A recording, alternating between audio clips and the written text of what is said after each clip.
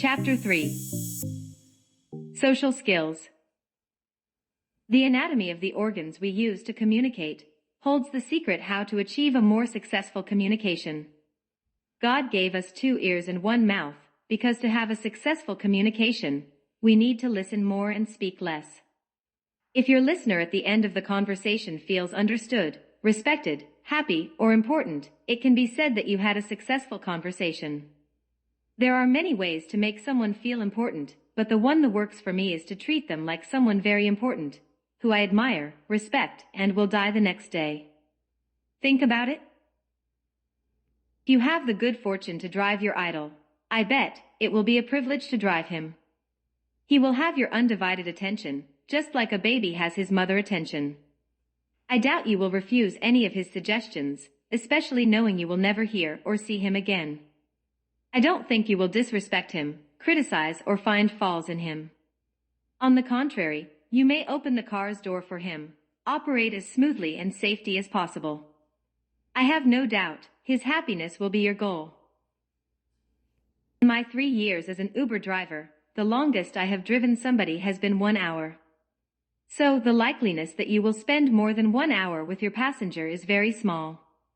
It's up to you to make this hour either an enjoyable hour or an uncomfortable one. You can enjoy it by finding common ground with your passenger. Who knows, maybe you are from the same country or speak the same language. Perhaps you go to the same school, or you may live in the same borough, but if you don't communicate, you will never know. Now, if you allow yourself to dream, what if you are driving your future wife, or someone who can help you find a better job, or introduced you to someone you have always wanted to meet, or a prospective business partner, or an investor who can invest in your company or idea, or maybe he is someone who can help you get you approved for a bank loan. But you will never know if you do not open your mouth in a friendly way. Whenever we meet a stranger, most of the time we look for ways to make ourselves look good. We try to impress them with what we are not. We do all of that with one intention. We want their attention. If you give your full attention to your passenger, he will feel appreciated, noticed, and value. Compliments are fuel for our ego. Trust me, your passengers will enjoy the boost of positive energy you will provide. Be neutral. The Bible states that death and life are in the power of the tongue, and they that love it eat its fruits. Proverbs 18:21, another and probably more familiar proverb to you may be the one written by Edward Bulwer Lytton in 1893 that says, "The pen is mightier than the sword," indicating that writing communication is a more effective tool than direct violence. Well, what do you think? Is a pen mightier than a sword? Can we really attribute the power of life or death to one of the smallest members of our bodies? One thing is for sure, words in the tongue of an eloquent speaker can turn the world upside down.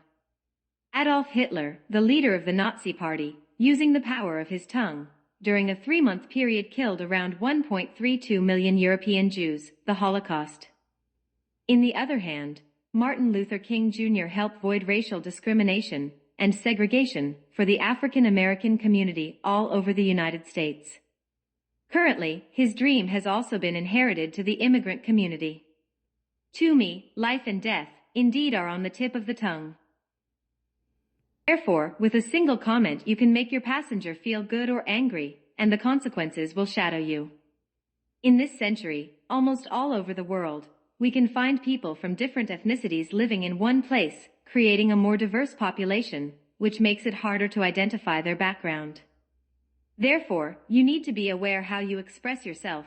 You don't know who your passenger is, neither his ethnicity nor his emotional status. In one of my many Uberpools trips, I picked up a beautiful supposedly African-American lady.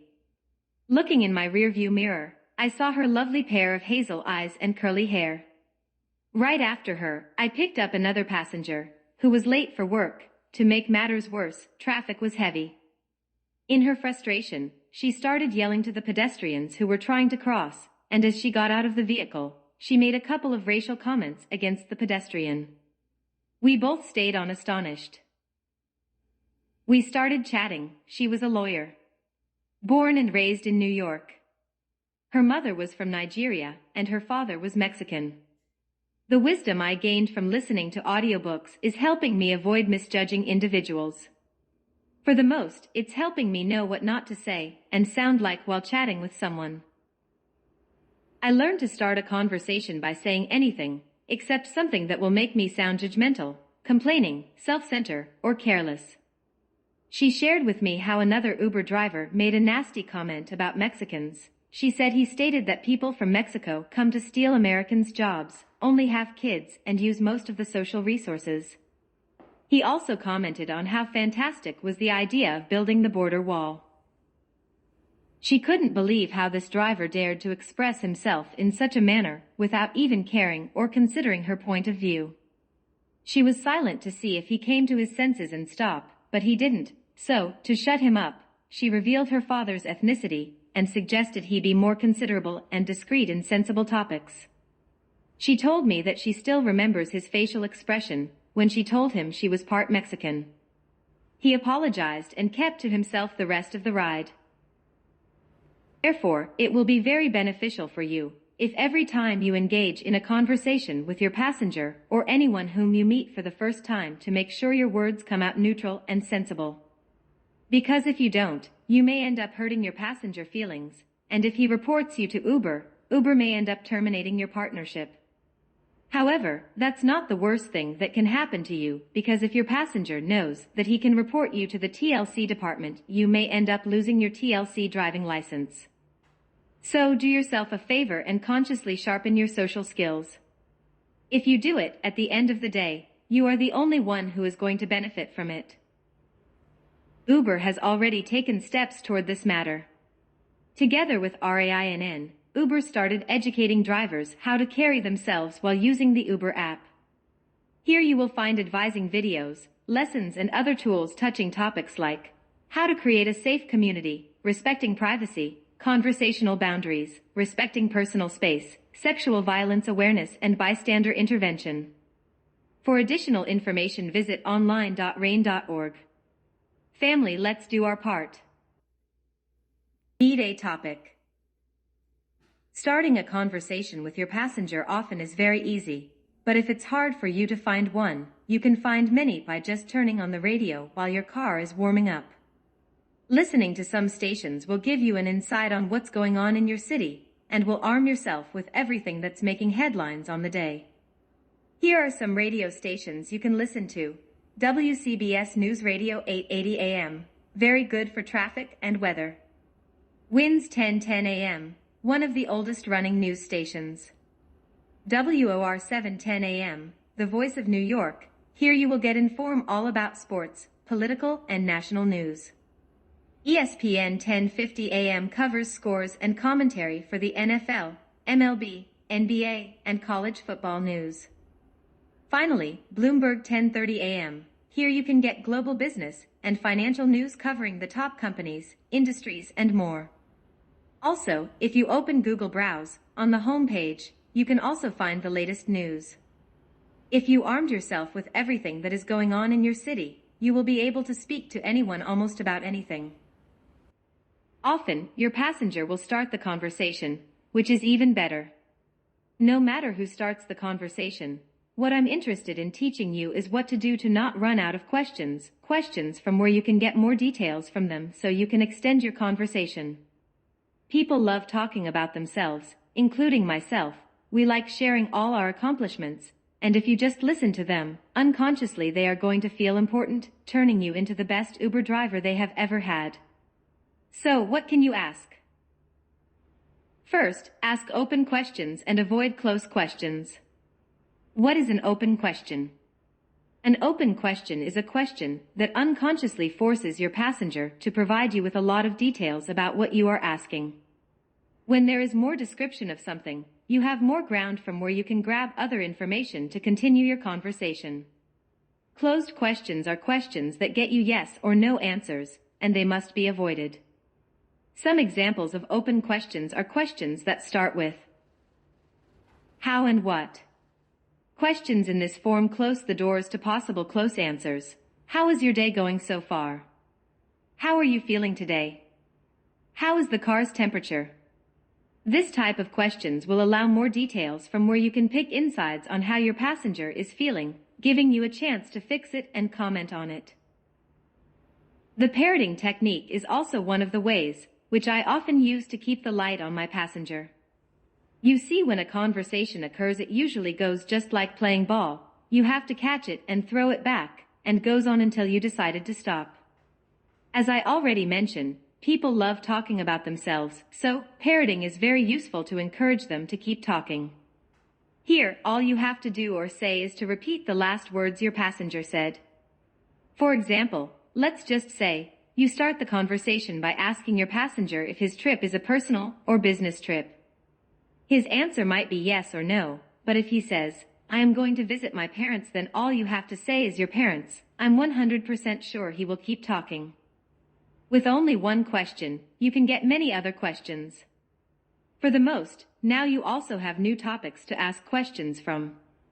Let's analyze the example question together. Because he said I'm going to visit my parents, this could mean that he wasn't born in the state where he is currently living. So now you can ask, how long has he been living in the state? Is he planning to stay in the state the rest of his life? What's the differences between his home state and the state he is living now? How is life in his home state? Etc. As you can see, with one open question, you can extend your conversation very long. Some of the words you can use for parroting are, I see, wow, ha, cool, or just agree with your head. Whatever you do or say, it must encourage them to keep talking. Topics to stay away from.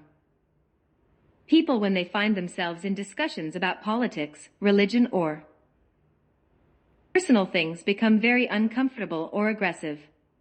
For sure you can talk about these topics with an open-minded individual, but when someone is so inclined to their beliefs, even if they are wrong, there is nothing someone else can do to change his negative point of view.